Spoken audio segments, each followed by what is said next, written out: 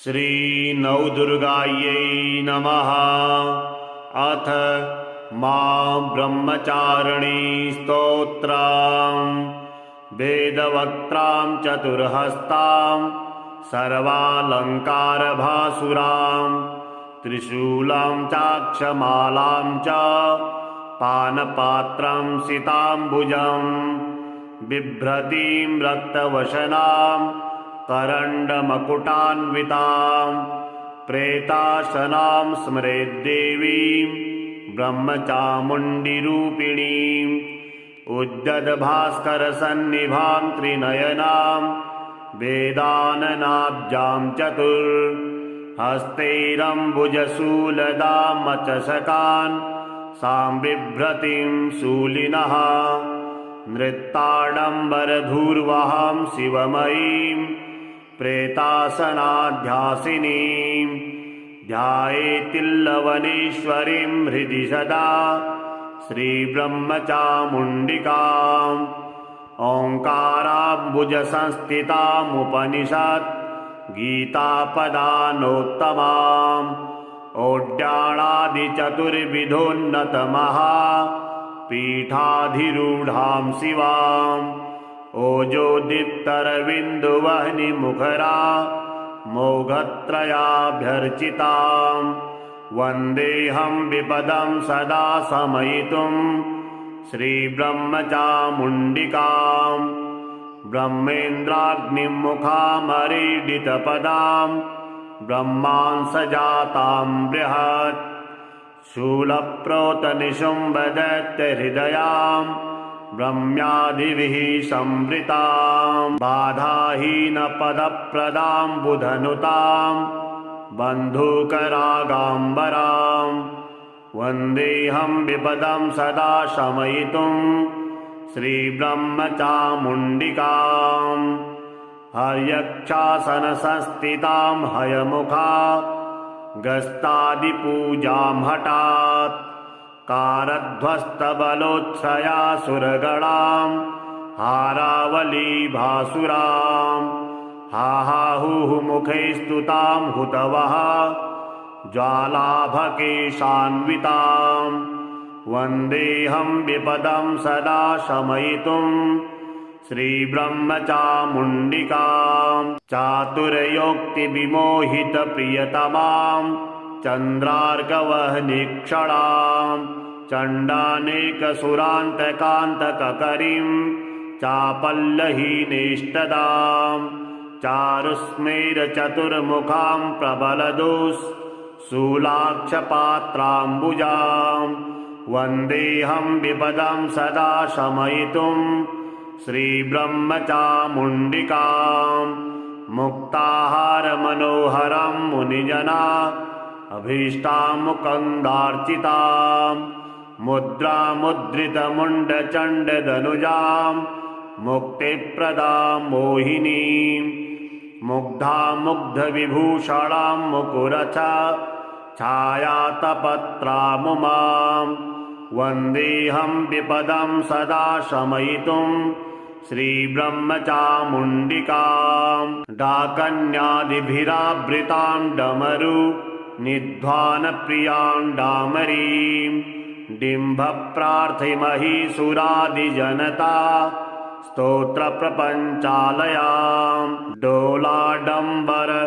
नर्तनेश्वरवाक् प्रोत्साहितां डम्भिनीं वन्देऽहं विपदं सदा शमयितुं श्रीब्रह्मचामुण्डिकाम्। नम्यां नम्रदिगीश्वरीं नगशुतां नारायणीं नर्तकीं नानारत्नकिरीटकुण्डलधरां नित्यां नितान्तेष्टदां निहारीशधरां निशुम्भशमनीं निर्वैरिणीं निश्चलां वन्देऽहं विपदं सदा शमयितुं श्रीब्रह्मचामुण्डिकाम्। मोहध्वान्तरविप्रभां मधुरिमा कारामरालोद्वहां मायां माधवसूदरीं मरका छायां मनोदूरगां मान्यां माहिषमस्तकस्थितिजुषीं मारप्रियां मातरम् वन्देऽहं विपदं सदा शमयितुं श्रीब्रह्मचामुण्डिकाम्। एतं स्तोत्रवरं पठन्तु सुधियः सङ्कल्पकल्पद्रुवम्। भूतप्रेतपिशाचमोहनकरं सर्वप्रदां नाशकाम्। कान्तापुत्रधनप्रदां सरसवाक् वेगप्रदं सर्वदम्। दुर्गापाङ्गकटाक्षपातनकरं दुःखाम्बुधेस्तारकम्। वेदवक्त्रां चतुर्हस्तां सर्वालङ्कारभासुरां त्रिशूलं चाक्षमालां च पानपात्रं सिताम्बुजं बिभ्रतीं रक्तवशनां करण्डमकुटान्वितां प्रेताशनां स्मरेद्देवीं ब्रह्मचामुण्डिरूपिणीम्। उद्यद्भास्करसन्निभां त्रिनयनां वेदाननाब्जां चतुर्हस्तैरम्बुजशूलदामचषकान्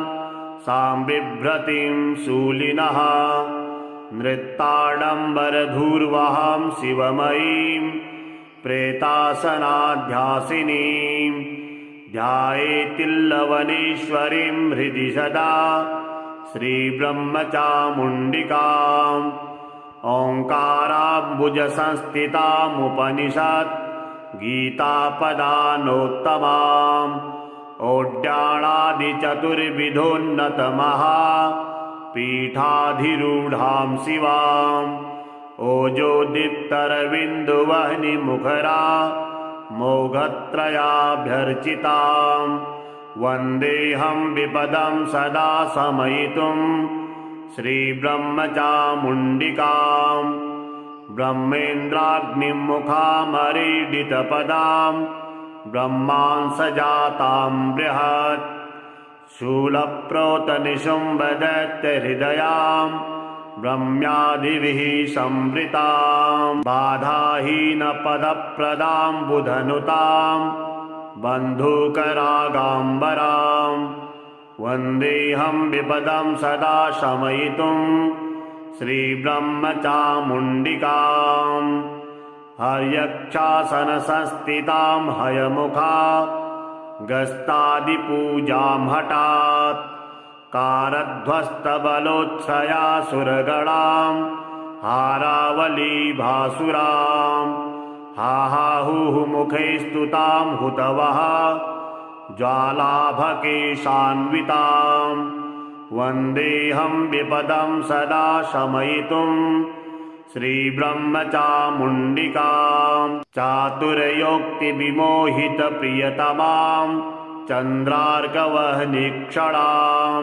चण्डानेकसुरान्तकान्तककरीं चापल्लहीनेष्टदां चारुस्मेरचतुर्मुखां प्रबलदुःशूलाक्षपात्राम्बुजां वन्देऽहं विपदं सदा शमयितुं श्रीब्रह्मचामुण्डिकाम्। मुक्ताहारमनोहरं मुनिजना अभीष्टामुकन्दार्चितां मुद्रामुद्रितमुण्डचण्डदनुजां मुक्तिप्रदां मोहिनीं मुग्धामुग्धविभूषणां मुकुरच छायातपत्रामुमां वन्देऽहं विपदं सदा शमयितुं श्रीब्रह्मचामुण्डिकाम्। डाकन्यादिभिरावृतां डमरु निध्वानप्रियां डामरीं डिम्भप्रार्थिमहीसुरादिजनता स्तोत्रप्रपञ्चालयां डोलाडम्बर नर्तनेश्वरवाक् प्रोत्साहितां डम्भिनीं वन्देऽहं विपदं सदा शमयितुं श्रीब्रह्मचामुण्डिकाम्। नम्यां नम्रदिगीश्वरीं नगशुतां नारायणीं नर्तकीं नानारत्नकिरीटकुण्डलधरां नित्यां नितान्तेष्टदाम् निहारीशधरां निसुम्बसमनीं निर्वैरिणीं निश्चलां वन्देऽहं विपदं सदा शमयितुं श्रीब्रह्मचामुण्डिकां मोहध्वान्तरविप्रभां मधुरिमा कारामरालोद्वहां मायां माधवसूदरीं मरका छायां मनोदूरगां मान्यां माहिषमस्तकस्थितिजुषीं मारप्रियां मातरं वन्देऽहं विपदं सदा शमयितुं श्रीब्रह्मचामुण्डिकाम् एतं स्तोत्रवरं पठन्तु सुधियः सङ्कल्पकल्पद्रुवम् भूतप्रेतपिशाचमोहनकरं सर्वप्रदां नाशकां कान्तापुत्रधनप्रदां सरसवाक् वेगप्रदां सर्वदं दुर्गापाङ्गकटाक्षपातनकरं दुःखाम्बुधेस्तारकं वेदवक्त्रां चतुर्हस्तां सर्वालङ्कारभासुरां त्रिशूलां चाक्षमालां च पानपात्रं सिताम्बुजं बिभ्रतीं रक्तवशनां करण्डमकुटान्वितां प्रेताशनां स्मरेद्देवीं ब्रह्मचामुण्डिरूपिणीम् उद्यद्भास्करसन्निभां त्रिनयनां वेदाननाब्जां चतुर्हस्तैरम्बुजशूलदामचषकान् सां बिभ्रतीं शूलिनः नृत्ताडम्बरधूर्वहां शिवमयीं प्रेतासनाध्यासिनीं ध्यायेतिल्लवनेश्वरीं हृदि सदा श्रीब्रह्मचामुण्डिकाम् ओङ्काराम्बुजसंस्थितामुपनिषत् गीतापदानोत्तमाम् ओड्याणादिचतुर्विधोन्नतमहा पीठाधिरूढां शिवाम् ओजोदीप्तरविन्दुवह्निमुखरा मोघत्रयाभ्यर्चिताम् वन्देऽहं विपदं सदा शमयितुं श्रीब्रह्मचामुण्डिकाम् ब्रह्मेन्द्राग्निमुखामरीडितपदां ब्रह्मांसजातां बृहत् शूलप्रोतनिशुम्भदैत्यहृदयां ब्रह्म्यादिभिः संवृतां बाधाहीनपदप्रदां बुधनुतां बन्धूकरागाम्बरां वन्देऽहं विपदं सदा शमयितुं श्रीब्रह्मचामुण्डिकाम् हर्यक्षासनसंस्थितां हयमुखा गस्तादिपूजां हठात् कारध्वस्तबलोत्सयासुरगणां हारावलीभासुरां हाहाहुः मुखे स्तुतां हुतवः ज्वालाभकेशान्वितां वन्देऽहं विपदं सदा शमयितुं श्रीब्रह्मचामुण्डिकां चातुर्योक्तिविमोहितप्रियतमां चन्द्रार्कवह्निक्षणां चण्डानेकसुरान्तकान्तककरीं चापल्लहीनेष्टदां चारुस्मेरचतुर्मुखां प्रबलदुःशूलाक्षपात्राम्बुजां वन्देऽहं विपदं सदा शमयितुं श्रीब्रह्मचामुण्डिकाम् मुक्ताहारमनोहरं मुनिजना अभीष्टामुकन्दार्चितां मुद्रामुद्रितमुण्डचण्डदनुजां मुक्तिप्रदां मोहिनीं मुग्धामुग्धविभूषणां मुकुरच छायातपत्रामुमां वन्देऽहं विपदं सदा शमयितुं श्रीब्रह्मचामुण्डिकाम् डाकन्यादिभिरावृतां डमरु निध्वानप्रियां डामरीं डिम्भप्रार्थीमहि सुरादिजनता स्तोत्रप्रपञ्चालयां डोलाडम्बर नर्तनेश्वरवाक् प्रोत्साहितां डम्भिनीं वन्देऽहं विपदं सदा शमयितुं श्रीब्रह्मचामुण्डिकां नम्यां नम्रदिगीश्वरीं नगसुतां नारायणीं नर्तकीं नानारत्नकिरीटकुण्डलधरां नित्यां नितान्तेष्टदां निहारेशधरां निशुम्भशमनीं निर्वैरिणीं निश्चलां वन्देऽहं विपदं सदा शमयितुं श्रीब्रह्मचामुण्डिकां मोहध्वान्तरविप्रभां मधुरिमा कारामरालोद्वहां मायां माधवसूदरीं मरका छायां मनोदूरगां मान्यां माहिषमस्तकस्थितिजुषीं मारप्रियां मातरं वन्देऽहं विपदं सदा शमयितुं श्रीब्रह्मचामुण्डिकाम् एतं स्तोत्रवरं पठन्तु सुधियः सङ्कल्पकल्पद्रुवं भूतप्रेतपिशाचमोहनकरं सर्वप्रदां नाशकां कान्तापुत्रधनप्रदां सरसवाक् वेगप्रदं सर्वदं दुर्गापाङ्गकटाक्षपातनकरं दुःखाम्बुधेस्तारकं वेदवक्त्रां चतुर्हस्तां सर्वालङ्कारभासुरां त्रिशूलं चाक्षमालां च पानपात्रं सिताम्बुजं बिभ्रतीं रक्तवशनां करण्डमकुटान्वितां प्रेताशनां स्मरेद्देवीं ब्रह्मचामुण्डिरूपिणीम् उद्यद्भास्करसन्निभां त्रिनयनां वेदाननाब्जां चतुर्हस्तैरम्बुजशूलदामचषकान् सां बिभ्रतीं शूलिनः नृत्ताडम्बरधूर्वहां शिवमयीं प्रेतासनाध्यासिनीं ध्यायेतिल्लवनेश्वरीं हृदि सदा श्रीब्रह्मचामुण्डिकाम् ओङ्काराम्बुजसंस्थितामुपनिषत् गीतापदानोत्तमाम् ओड्याणादिचतुर्विधोन्नतमहा पीठाधिरूढां शिवाम्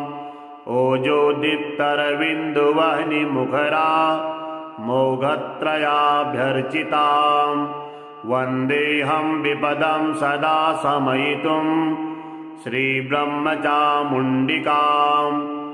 ब्रह्मेन्द्राग्निं मुखामरीडितपदां ब्रह्मांसजातां बृहत् शूलप्रोतनिशुम्भदैत्यहृदयां ब्रह्म्यादिभिः संवृतां बाधाहीनपदप्रदां बुधनुतां बन्धूकरागाम्बरां वन्देऽहं विपदं सदा शमयितुं श्रीब्रह्मचामुण्डिकां हर्यक्षासनसंस्थितां हयमुखा गस्तादिपूजां हठात् कारध्वस्तबलोत्सया सुरगणां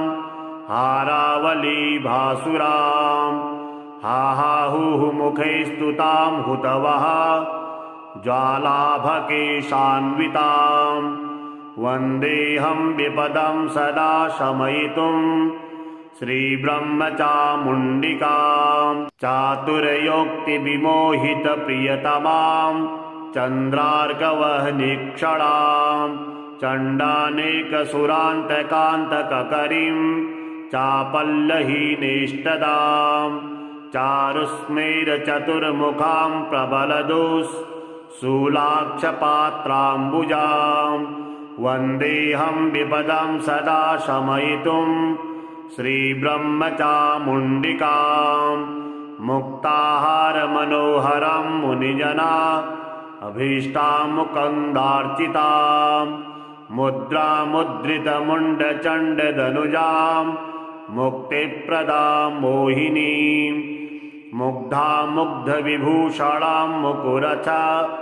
छायातपत्रामुमां वन्देऽहं विपदं सदा शमयितुं श्रीब्रह्मचामुण्डिकां डाकन्यादिभिरावृतां डमरु निध्वानप्रियां डामरीं डिम्भप्रार्थीमहि सुरादिजनता स्तोत्रप्रपञ्चालयां डोलाडम्बर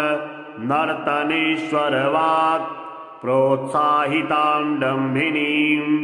वन्देऽहं विपदं सदा शमयितुं श्रीब्रह्मचामुण्डिकां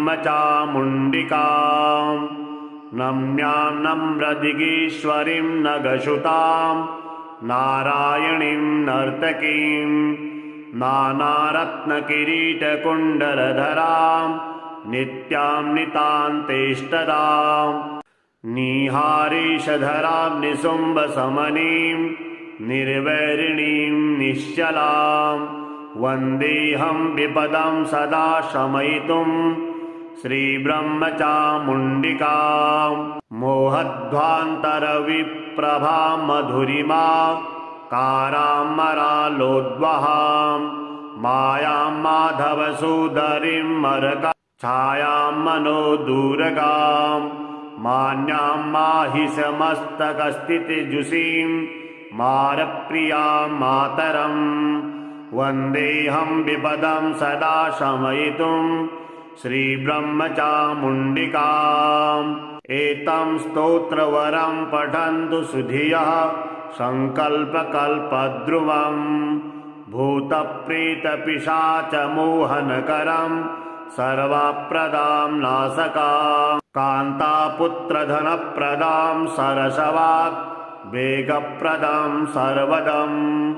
दुर्गापाङ्गकटाक्षपातनकरं दुःखाम्बुधेस्तारकं वेदवक्त्रां चतुर्हस्तां सर्वालङ्कारभासुरां त्रिशूलं चाक्षमालां च पानपात्रं सिताम्बुजं बिभ्रतीं रक्तवशनां करण्डमकुटान्वितां प्रेताशनां स्मरेद्देवीं ब्रह्मचामुण्डिरूपिणीम् उद्यद्भास्करसन्निभां त्रिनयनां वेदाननाब्जां चतुर्हस्तैरम्बुजशूलदामचषकान् सां बिभ्रतीं शूलिनः नृत्ताडम्बरधूर्वहां शिवमयीं प्रेतासनाध्यासिनीं ध्यायेतिल्लवनेश्वरीं हृदि सदा श्रीब्रह्मचामुण्डिकाम् ओङ्काराम्बुजसंस्थितामुपनिषत् गीतापदानोत्तमाम् ओड्याणादिचतुर्विधोन्नतमहा पीठाधिरूढां शिवाम् ओजोदीप्तरविन्दुवह्निमुखरा मोघत्रयाभ्यर्चिताम् वन्देऽहं विपदं सदा शमयितुं श्रीब्रह्मचामुण्डिकां ब्रह्मेन्द्राग्निमुखामरीडितपदां ब्रह्मांसजातां बृहत् शूलप्रोतनिशुम्भदैत्यहृदयां ब्रह्म्यादिभिः संवृतां बाधाहीनपदप्रदां बुधनुतां बन्धूकरागाम्बरां वन्देऽहं विपदं सदा शमयितुं श्रीब्रह्मचामुण्डिकां हर्यक्षासनसंस्थितां हयमुखा गस्तादिपूजां हठात् कारध्वस्तबलोत्सया सुरगणां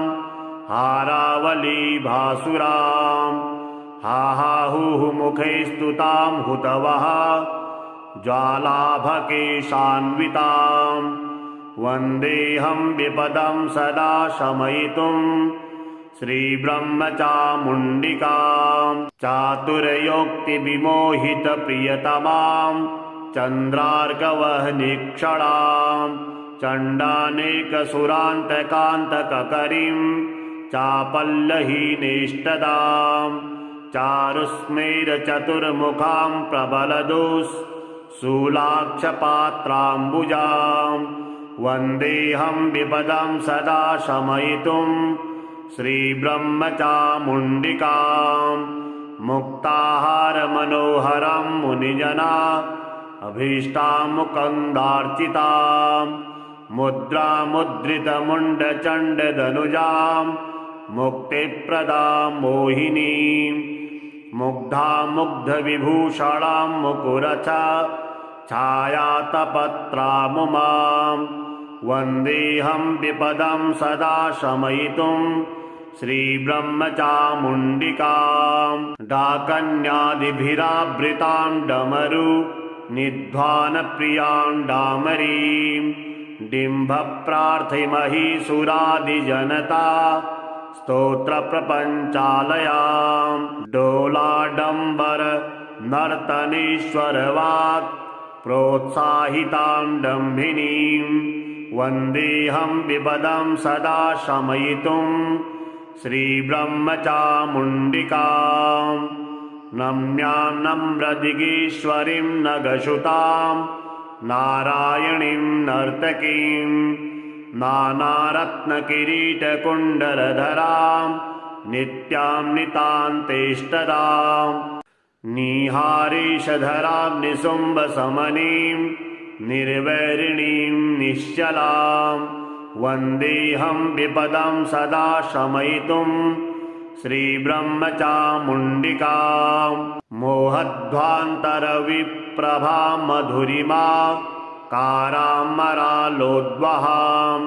मायां माधवसूदरीं मरका छायां मनोदूरगां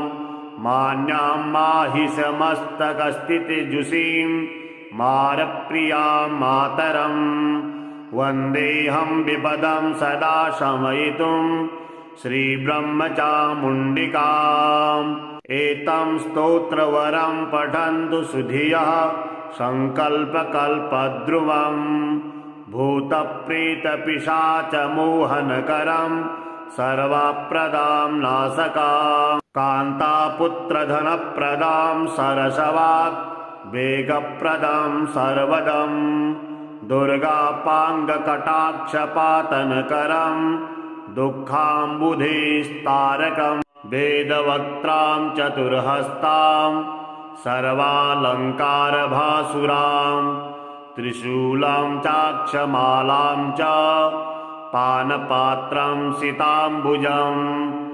बिभ्रतीं रक्तवशनां करण्डमकुटान्वितां प्रेताशनां स्मरेद्देवीं ब्रह्मचामुण्डिरूपिणीम् उद्यद्भास्करसन्निभां त्रिनयनां वेदाननाब्जां चतुर्हस्तैरम्बुजशूलदामचषकान् सां बिभ्रतीं शूलिनः नृत्ताडम्बरधूर्वहां शिवमयीं प्रेतासनाध्यासिनीं ध्यायेतिल्लवनेश्वरीं हृदि सदा श्रीब्रह्मचामुण्डिकाम् ओङ्काराम्बुजसंस्थितामुपनिषत् गीतापदानोत्तमाम् ओड्याणादिचतुर्विधोन्नतमहा पीठाधिरूढां शिवाम् ओजोदीप्तरविन्दुवह्निमुखरा मोघत्रयाभ्यर्चिताम् वन्देऽहं विपदं सदा शमयितुं श्रीब्रह्मचामुण्डिकां ब्रह्मेन्द्राग्निमुखामरीडितपदां ब्रह्मांसजातां बृहत् शूलप्रोतनिशुम्भदैत्यहृदयां ब्रह्म्यादिभिः संवृतां बाधाहीनपदप्रदां बुधनुतां बन्धूकरागाम्बरां वन्देऽहं विपदं सदा शमयितुं श्रीब्रह्मचामुण्डिकाम् हर्यक्षासनसंस्थितां हयमुखा गस्तादिपूजां हठात् कारध्वस्तबलोत्सया सुरगणां हारावलीभासुरां हाहाहुः मुखे स्तुतां हुतवः ज्वालाभकेशान्वितां वन्देऽहं विपदं सदा शमयितुं श्रीब्रह्मचामुण्डिकां चातुर्योक्तिविमोहितप्रियतमां चन्द्रार्कवह्निक्षणां चण्डानेकसुरान्तकान्तककरीं चापल्लहीनेष्टदां चारुस्मेरचतुर्मुखां प्रबलदुःशूलाक्षपात्राम्बुजां वन्देऽहं विपदं सदा शमयितुं श्रीब्रह्मचामुण्डिकां मुक्ताहारमनोहरं मुनिजना अभीष्टामुकन्दार्चितां मुद्रामुद्रितमुण्डचण्डदनुजां मुक्तिप्रदां मोहिनीं मुग्धामुग्धविभूषणां मुकुरछायातपत्रामुमां वन्देऽहं विपदं सदा शमयितुं श्रीब्रह्मचामुण्डिकां डाकन्यादिभिरावृतां डमरु निध्वानप्रियां डामरीं डिम्भप्रार्थिमहीसुरादिजनता स्तोत्रप्रपञ्चालयां डोलाडम्बर नर्तनेश्वरवाक् प्रोत्साहितां डम्भिनीं वन्देऽहं विपदं सदा शमयितुं श्रीब्रह्मचामुण्डिकां नम्यां नम्रदिगीश्वरीं नगशुतां नारायणीं नर्तकीं नानारत्नकिरीटकुण्डलधरां नित्यां नितान्तेष्टदां निहारेशधरां निशुम्भशमनीं निर्वैरिणीं निश्चलां वन्देऽहं विपदं सदा शमयितुं श्रीब्रह्मचामुण्डिकां मोहध्वान्तरविप्रभां मधुरिमा कारामरालोद्वहां मायां माधवसूदरीं मरका छायां मनोदूरगां मान्यां माहिषमस्तकस्थितिजुषीं मारप्रियां मातरं वन्देऽहं विपदं सदा शमयितुं श्रीब्रह्मचामुण्डिकाम् एतं स्तोत्रवरं पठन्तु सुधियः सङ्कल्पकल्पद्रुवं भूतप्रेतपिशाचमोहनकरं सर्वप्रदां नाशकां कान्तापुत्रधनप्रदां सरसवाक् वेगप्रदं सर्वदं दुर्गापाङ्गकटाक्षपातनकरं दुःखाम्बुधेस्तारकम्